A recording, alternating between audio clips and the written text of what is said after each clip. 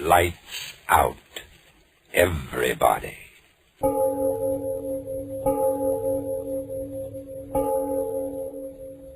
It is later than you think.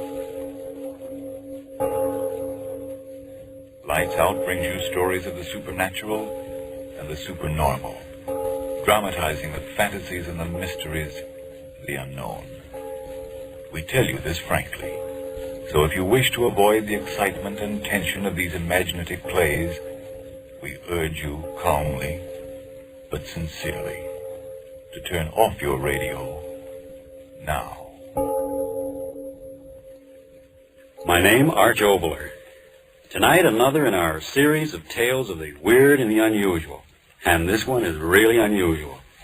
It's about that little god of chance, the one who flips a coin and makes us rich men or beggar men. And now? Lights out, everybody.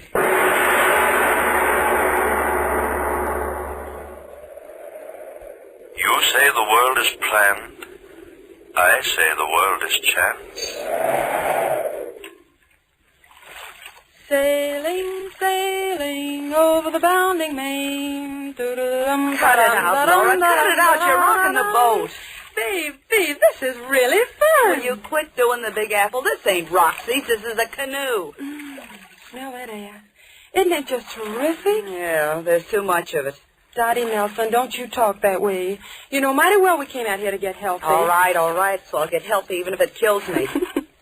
Sure was a funny way to pick out a place to go on a vacation, wasn't it? Eeny, meeny, miny, mo. Yeah, and this place was Mo. Well, what if we picked out Alaska or Cicero or someplace like that? At least this way. Oh, Dottie, look. Look at what? On the shore over there, all those big flowers. Flowers? Oh, for Pete's sake, the way you were wiggling, I thought it was Indian. Come on, let's go pick them. Okay, by me, as long as you do the paddling. Hey, look out, Girl Scout. You're driving over the curve. Land ho! Oh, hey, you tear the bottom out of this battleship and we'll have to pay for it. Oh, I didn't hurt it. Come on, get out and help me pick these posies. All right. As long as there's no keep off the grass signs. Dottie Nelson, will you get it through that head of yours if this ain't Central Park? This is honest to gosh wilderness. Says you. Make mine vanilla with onions. Aren't they just the loveliest flowers you ever saw? 2 bits were right in the middle of some poison ivy.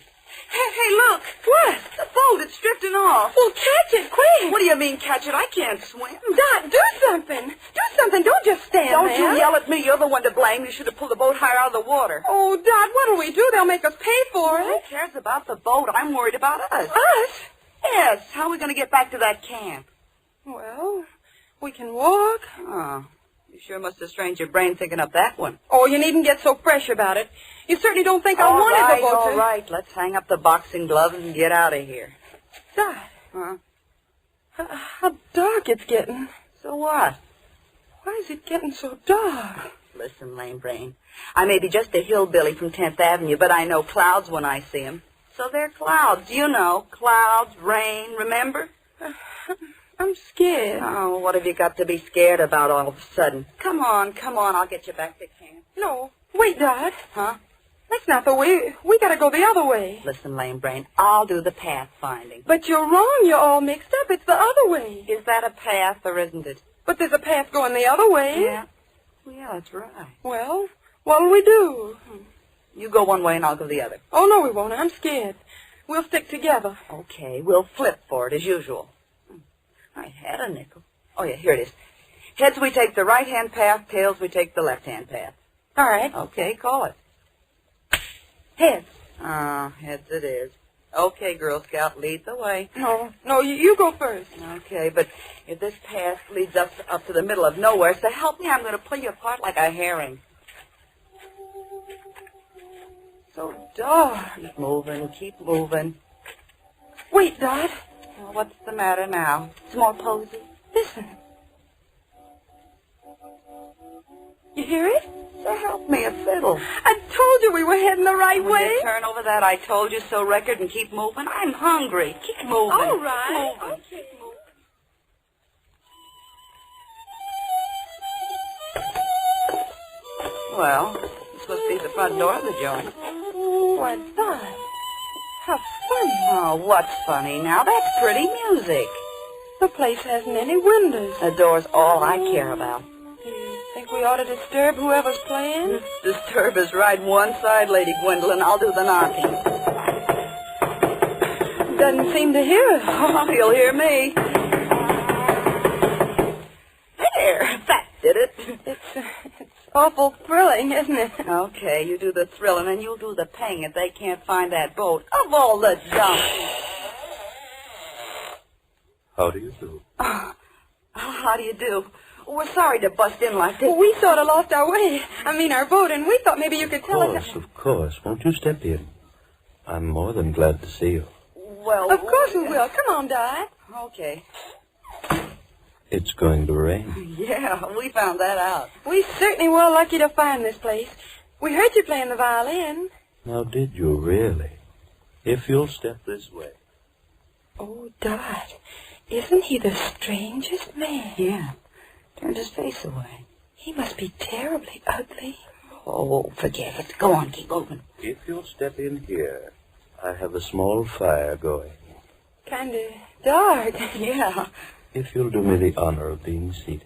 All right. Oh, boy, what a chair. Yes, it's most comfortable. Now, if I might be permitted to introduce myself. I'm John Boyd. I'm pleased to meet you, Mr. Boyd. I'm Laura, and she's Dottie. Don't believe me, mister, it's a pleasure. To my dog's hurt. May I sit and talk with you? There's so very much to talk about. Well, we should be getting back to camp. Oh, we got plenty of time. And anyway, mister, you don't know what a lifesaver you were. Was I? Really? Anything gets Laura scared is to be in the dark. All those rain clouds. Then I must apologize for not having more light here. You see, my eyes... Oh, that's all right, Mr. Boy. I never could remember names. I guess I don't really mind it being dark in here. It's sort of like a nice tea room. Really? Don't mind her, Mr. Boyd. She was hit on the head by a bowling ball when very young. Oh, now, Dot. Can you listen to that wind? The storm will come in just a few more moments. Gives me the willies. Is your wife home, Mr. Boyd? I'm quite alone. Sure must get lonely out here. It was. Very lonely. Getting awful dark in here, isn't it? The storm... Oh, Oh, don't be alarmed. A door banging in the wind. If you'll excuse me for just a moment, I'll fix it. Okay. Dad, Huh? let's get out of here. Why? You're scared, too, Oh, huh? I'm not scared.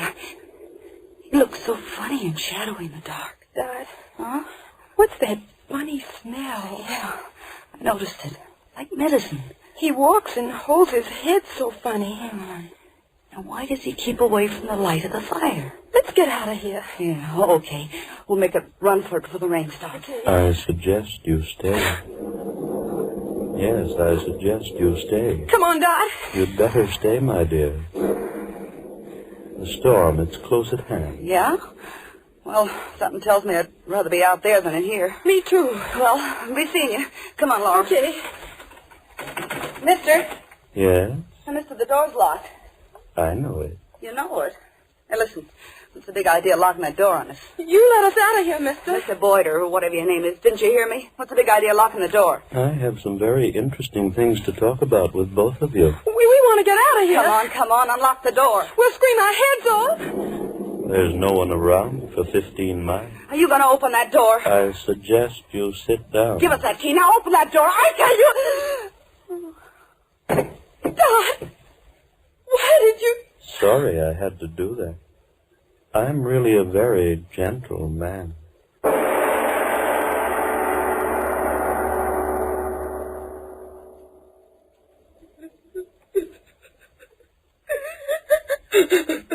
Oh, now, Dot, honey, please don't cry. I'm scared. Please stop crying. I think we'll understand each other quite clearly now, won't we? Sit down. Sit down, the both of you. Sit down, I say. There. Now that we understand each other so clearly, we can talk with each other quietly now, can't we? You know, I dislike loud talking intensely. You see, I'm really a very gentle man. Please, Dot, Don't cry anymore. That's excellent advice, my dear Laura, excellent advice. Dottie, I suggest you stop crying. Dot, please, do as he says. I'm all right. Of course, you're quite all right. Now, where was I? Oh, yes. Let me tell you of chance. Here I was, a quiet, contented man, sitting here all alone, and yet I was not quite content.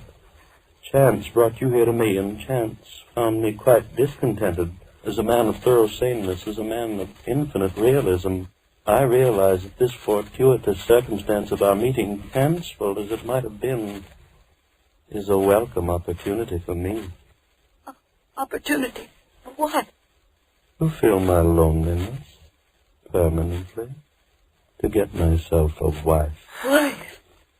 Dot, he is crazy. I suggest, my dear Laura, that you substitute another word, a kindlier one than the one you're using.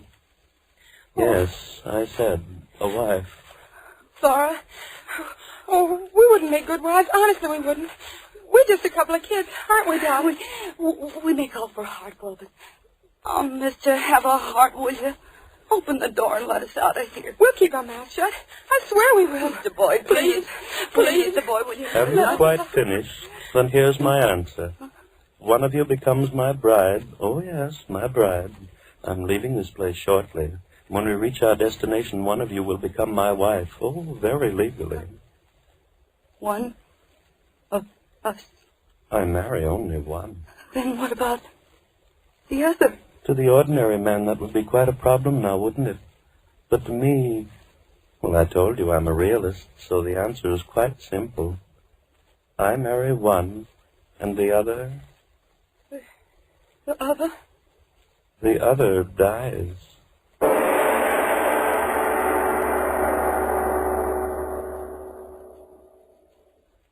Ladies and gentlemen, two girls apparently are forced to decide between the being who calls himself a gentle man and death. A most difficult choice to make. But before it takes place in tonight's exciting lights-out tale, a deep breath to slow up at least my racing pulse, and a moment more to consider another matter before we return to the story of Valse Triste. And now back to Lights Out. The two girls have heard the choice. One is to live, and one is to die. And their hysteria has grown with the terror in them.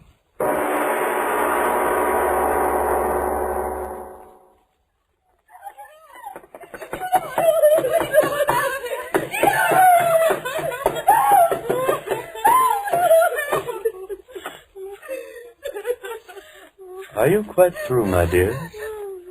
How unfortunate, and after I told you how much I disliked loud talking. Don't hurt him, please, mister. Hurt you? Oh, haven't I told you? I'm really a very gentle man. Oh, yes, much too gentle. What? What are you going to do?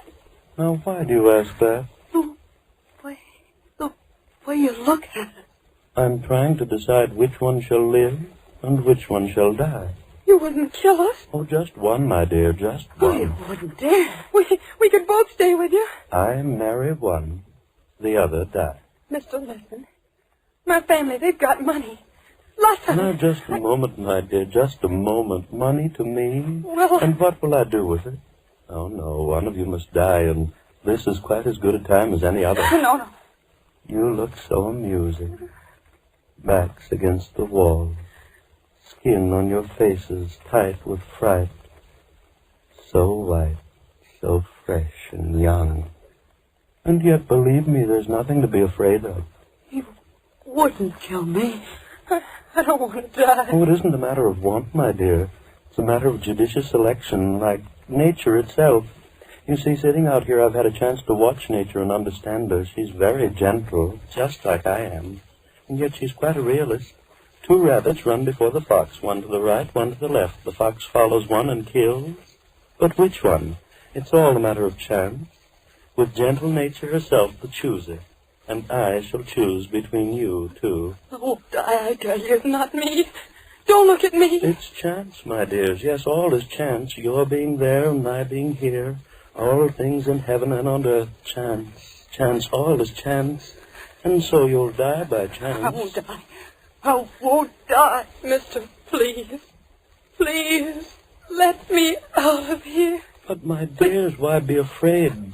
The one that lives, my bride, a calm and peaceful, happy existence. For as you know, I'm really a very gentle man. You devil, you. I'll go to my homeland, and there I'll sit and play my violin. Oh, so sweetly and so gently. I want to live. I've got to live. And the one that dies, quick, sudden, complete oblivion. So why be afraid? Mr. Boyd, listen, I'll marry you. Sure, I don't want to die. You hear me, Mr. Boyd, I'll marry you. Oh, no. Then you'll kill me. Please, will you I'll please marry you, mister. I'll marry you. No, I'll marry you. Mister, please Stop. marry me. Stop. Marry me. Now you're making me angry. I don't like loud talking. It isn't good for me. I've been alone too long. Loud talking hurts my head. Why did you do it? Why?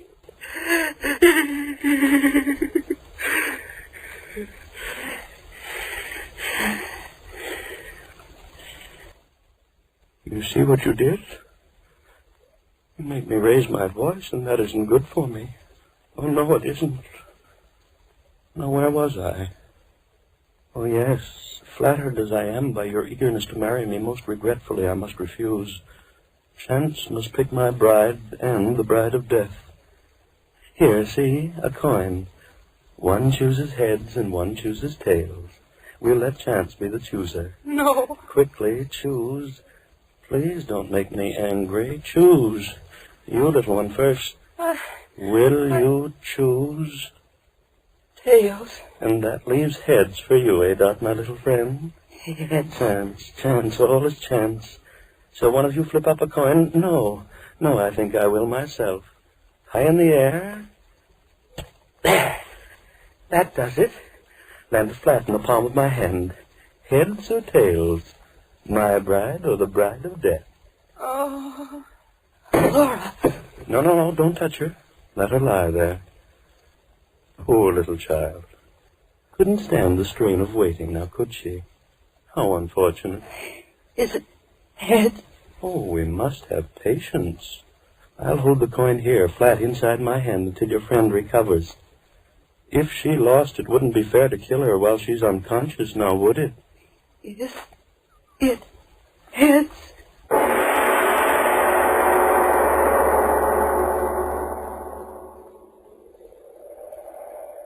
Oh, there's no doubt about it, Jim. They're drowned, the both of them. I should have had more sense than to let them have the boat. A couple of city kids like that. Now, Jim, don't blame yourself. This water's treacherous. Look where the bottom of the canoe stove in. They must have hit a rock and gone right over. Yeah, neither one of them could swim. They told me that. Oh, this is an awful thing to happen. Hey, did you wire the sheriff? Yeah, I will as soon as we get back. Come on, let's keep on going downstream. We've got to find them. Yeah, that's right. Hey, what's that? What? Did you hear it? Oh, that. You mean that fiddle playing? Oh, I know. That's old man Boyd. Lives a couple of miles up through the valley. At least I think he does. I've never been up there, though. Hey, the wind makes it sound as if that fiddle's right here. Yeah. Well, how about going up and talking to him? Maybe he saw him. No. He's way off in the woods. He wouldn't see him. Well, anyway, let's talk to him. I tell you, it's no use, Fred. They're drowned, and that's the end of it. Downstream, that's where we'll find their bodies. At least let's go talk to him. Why waste the time? Well, they might have wandered off. Oh, don't be a fool. Look at the canoe. Well, at least let's go talk to the guy. It's a couple of miles over there. I'll tell you what, we'll flip for it. Huh? Heads, we'll go up there. Tails, we'll go downstream. Okay. You got a coin? Yeah, here, you flip. Okay. There. What is it? Ha! Tails. Well, we save a 2-mile walk.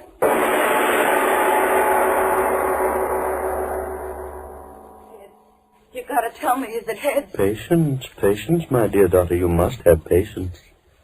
Oh, Laura's waking up. Yes, open your eyes, Laura. What? You fainted? Yes, my dear, you fainted. Help her to her feet, Dottie. Help her to her feet. Come on, Laura. Oh. Now then, we're all together again once more now, aren't we? You're feeling quite well, aren't you, my dear? What? What was Chance's verdict? Oh, don't worry. It's all quite well. I live? Oh, no, the coin is still inside my hand. I waited for you. Oh. I knew you'd like it better that way. Stop torturing me. Tell me. Is it heads? Is it heads? Tell us, please, tell us. Now, you've made me quite angry. I told you not to shout at me. Very angry. Yes, indeed. Mister, tell us. All right. My fingers cramped a little bit from holding them closed so tightly, but now we'll see. Well, interesting indeed. Which one is it? Which one? Remember, I promised one of you the happiness of being my own dear bride. Yes. Which one? And remember, I promised the other one would have extinction, quick and sudden. Oh, which one? No. Let me ask, which one of you chose tails? I did. Then die.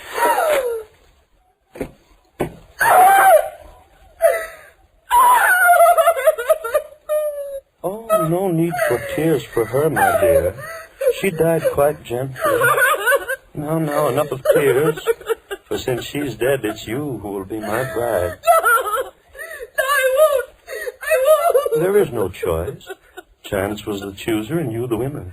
I'm a man who always goes by chance. Now get up to your feet. This one is Death's bride. You make it all quite difficult, you do. Why do you persist in making me angry? Chance, all is chance. You'll be my bride. We'll be quite happy in my homeland when we get there. We'll pack, get to the seashore. No. First I'll play for you.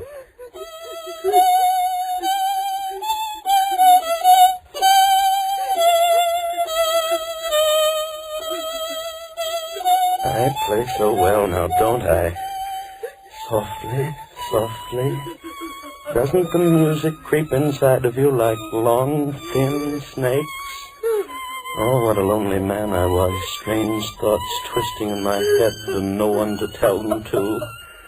But now I have someone. My thoughts, your thoughts. Yes, your thoughts, and I'll watch the snakes twist in your brain.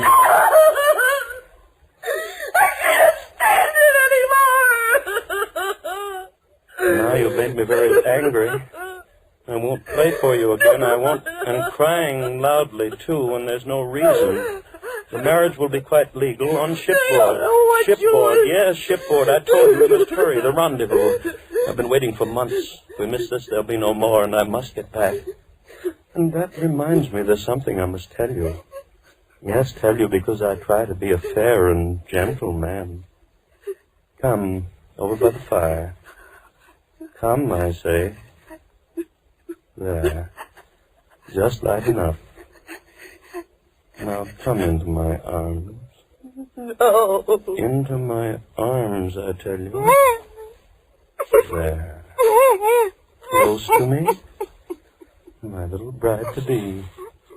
Yes, I shall tell you everything. I suppose you wonder why a man of all my talents and education hides away in this forsaken place for all these months. Well, you shall know the reason. Look at me. Look. Closely.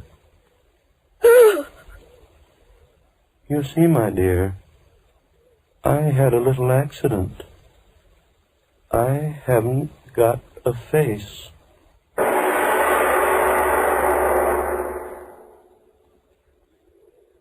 Hey, Fred. Yeah? There's something I want to tell you. Yeah, I know. Shouldn't let him have that canoe. No, it ain't that fella. It's the coin we flipped a little while ago. Well? I gypped you, Fred. How? Well, it wasn't tails, it was heads. You won. It's been kind of bothering me, Fred. Come on. Let's go back upstream and talk to old man Boyd, the way you said, huh?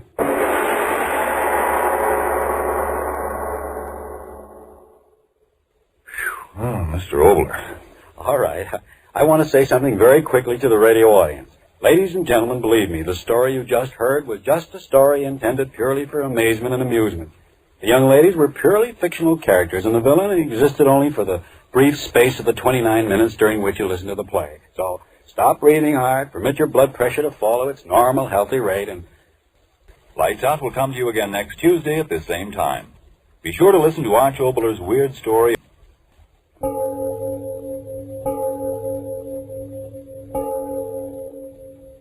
It is later than you think. This is the Columbia Broadcasting System.